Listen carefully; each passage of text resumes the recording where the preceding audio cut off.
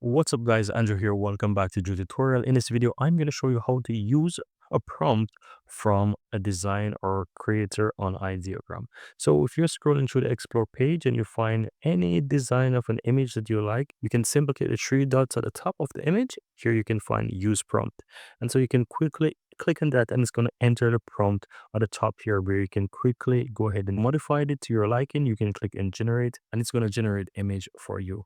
As well, if you want to get like more designs from that particular image, let's say you can reuse it to get like 4 different designs. You can just reuse the prompt by clicking, as I showed you there, by clicking in the three dots and click use prompt and then click and generate, which is going to now generate 4 new images if you're using the option for to get 4 images.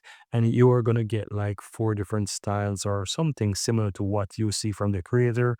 And you may like what they have, or you can generate something new, as you see right there that it generates 4 new images. And how cool is that, right? So I reuse the same prompt from the creator, but no, I have 4 different images that look really, really cool as well that I can choose from. So if you don't want to use the exact image from the creator, you can use their prompt, but quickly reuse them and get a really nice image. But that's it. Very easy and very simple how to reuse prompts from a creator on Ideogram.